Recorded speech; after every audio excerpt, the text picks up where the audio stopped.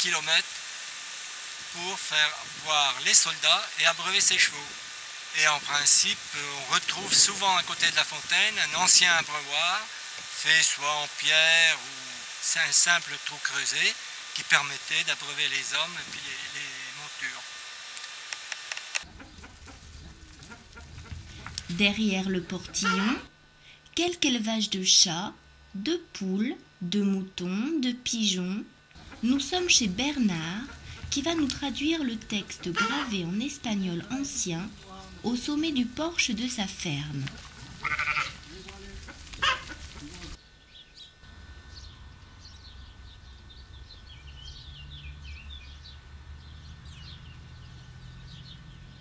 Les autres, comme les poissons, au bout de 3 jours, sentent mourir.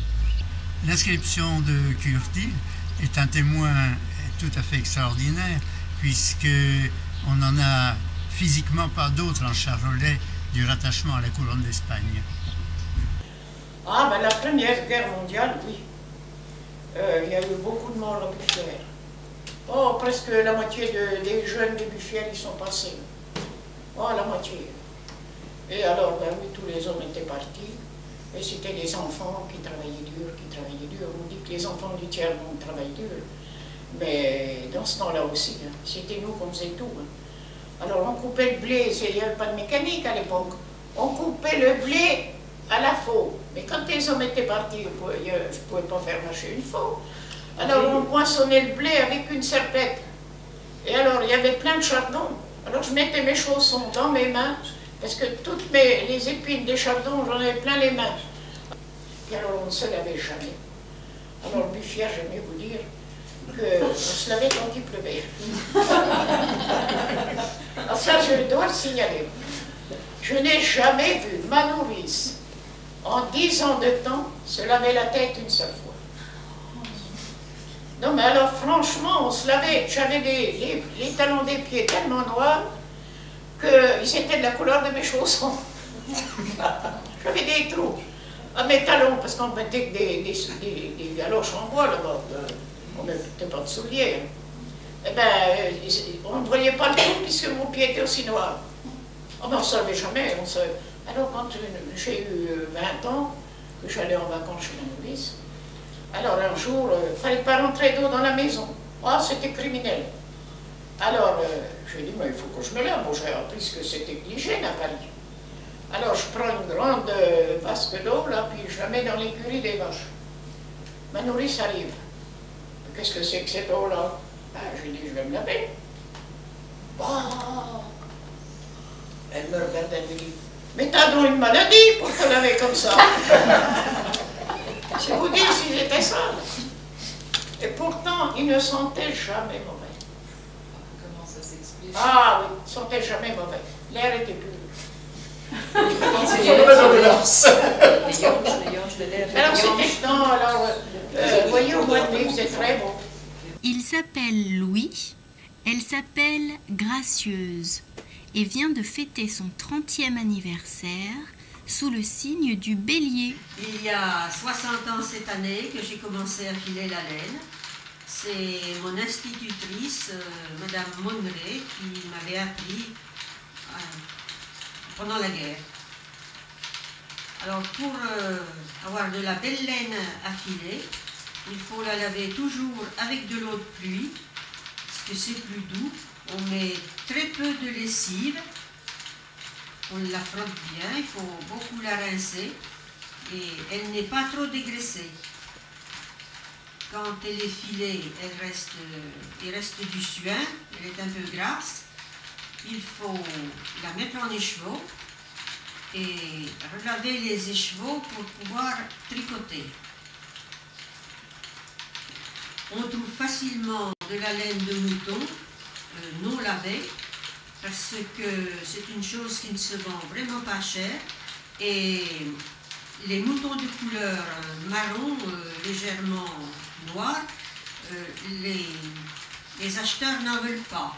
Ceux-là, les éleveurs sont obligés de la jeter, alors ils m'en donnent. C'est une chose qui ne se vend pas parce qu'on ne peut pas la teindre après, alors que la blanche, elle se teint. Le rouet vous vient d'où? Il a été fait à l'école des arts à Cluny, il y a 60 ans. Ils en faisaient, il n'est pas beau parce que les rayons sont en fer, alors que les menuisiers en faisaient des beaucoup plus beaux. Les rayons en bois tournés, ils sont plus jolis. Celui-là, c'était à l'école des arts qu'ils en faisaient, et à ce moment-là, on les échangeait comme du ravitaillement.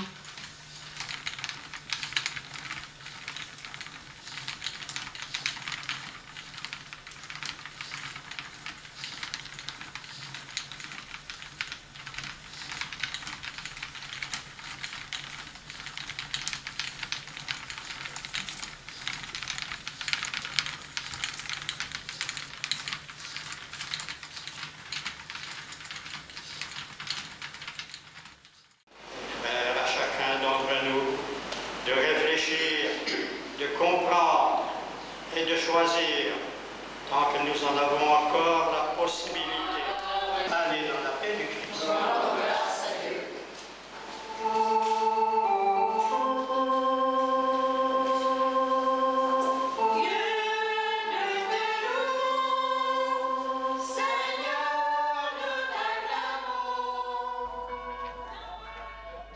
À noter la différence de fleurissement entre les autres et les uns à qui une seule fleur suffit.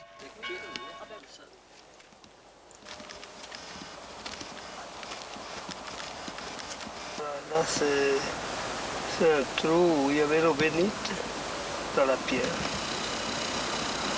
C'est l'endroit où les Blancs, depuis longue date, viennent se recueillir. Ils commencent ici. C'est l'endroit où ils venaient. Et ils viennent toujours d'ailleurs, moins nombreux bien sûr.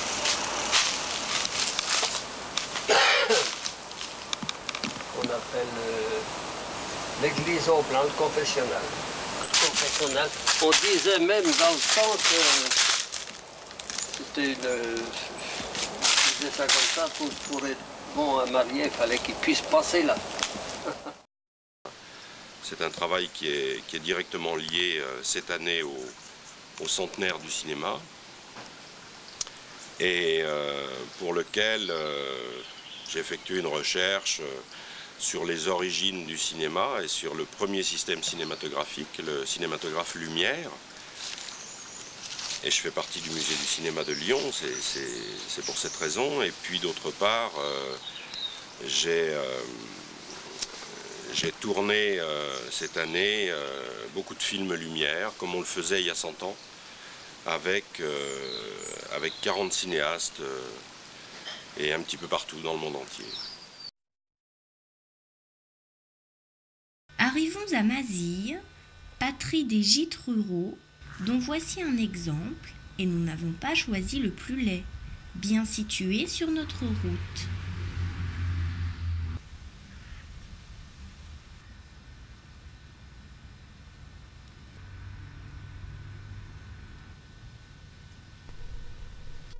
L'église où nous reviendrons est son vis-à-vis, un carmel en automne où travaillent des religieuses. Ils refont un mur en pierre sèche. Donc ça peut être intéressant. Et on n'a pas fini la mise en place ici, là, si? C'est bon, là? Là, c'est pas tout fait encore, ça bouge encore, là. On glisse les pierres plates sous la pierre pour la caler, d'accord? D'accord. Toutes les pierres doivent être calées plusieurs fois. Alors on reprend un mur de pierre qui s'était affaissé avec le temps pour tirer des rangs le plus alignés possible dans l'ensemble de la construction. Donc la technique qu'on a utilisée, c'est bien de déposer le mur. On l'a complètement déposé, d'ailleurs on voit les pierres au pied du mur. Et ensuite on le reconstruit pratiquement à l'identique, en essayant, dans la mesure du possible, de redonner un parement comparable avec l'ensemble de l'ouvrage.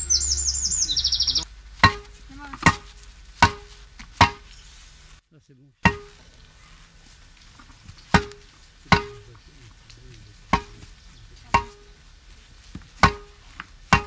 Et à Mazille, au sujet de cette église, s'est évoquée toute l'histoire du pays de Cluny, puisque Mazille a été donnée au monastère peu d'années après sa fondation, qu'il y avait là un prieuré et un doyenné.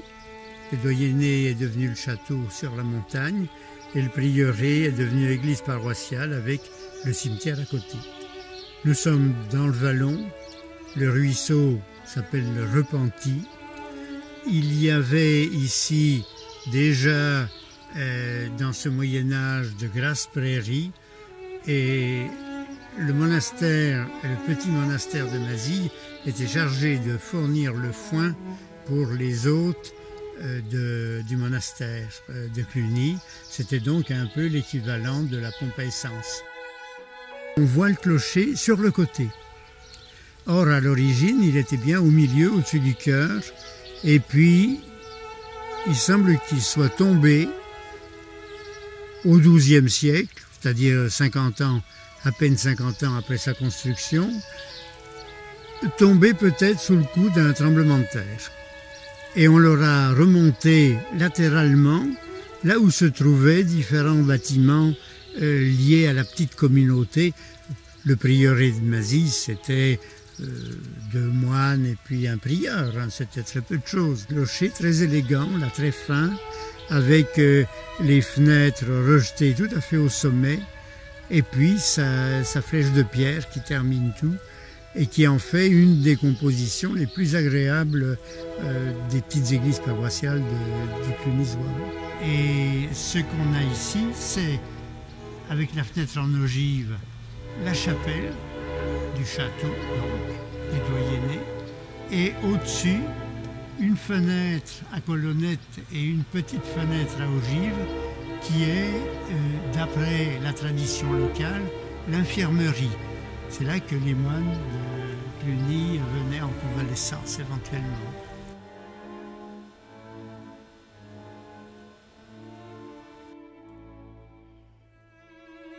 Sur sa colline abrupte, l'église de Vaux domine toutes les vallées alentours jusqu'au lointain Beaujolais. La petite abside romane est un bel exemple d'architecture du XIIe siècle. La nef est un peu plus ancienne et le clocher qui a dégringolé comme à Mazille a été remplacé par une construction sommaire où on a réutilisé juste les colonnes sauvées du dégât. La pente bouge, le sol avance, l'église ne s'est pas reculée, donc elle dégringole peu à peu. Mais déjà à l'époque romane, on avait prévu ces dégâts et essayé de contrer la poussée là par des arcatures lombardes sous la toiture de lave qui sont un des beaux exemples qu'on a en Mâconnais clunisois. Le matériau pris sur place est tout à fait hétérogène et il y a même quelques roches volcaniques. Le mur nord de la nef est construit de façon extrêmement médiocre avec des matériaux tout à fait hésitants, mais la récupération de tombeaux mérovingiens avec des parements décorés, palmettes, entrelacs, etc. C'est une des églises les plus intéressantes de la région.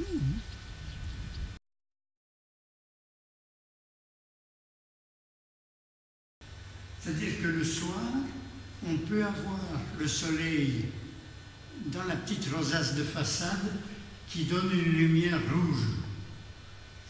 On voit très bien une petite salle qui obstrue l'éclairage du chœur, mais qui permet une très curieuse montée au clocher, une échelle d'écureuil. On voit les bandes lombardes qui étaient sous la corniche.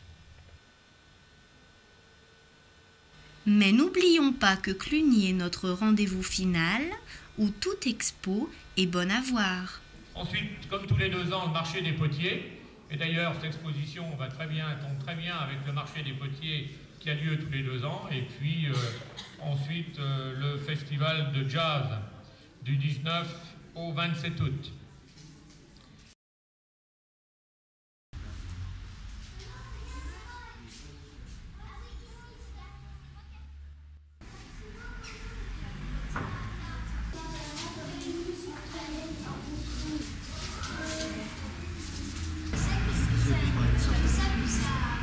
Super cool ist das halt. Super wasch, also ja.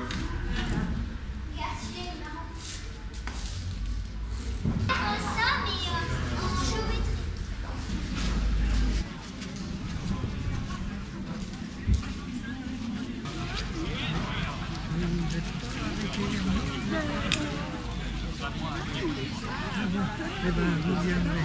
Tiens, comment ça va? Ça va bien, madame, ça va, madame? C'est bon, oui. Voilà, ça va, ça va. Autrement, ça va. Ils étaient loin à l'hôpital, mais tout le monde. Oh, c'était comme ça.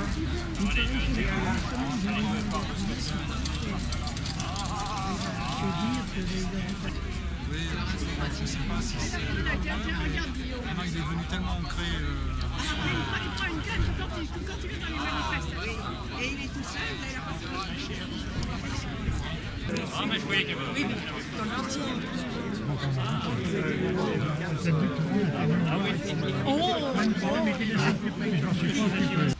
Méfions-nous du trou de mémoire qui ouvre sur l'illusion.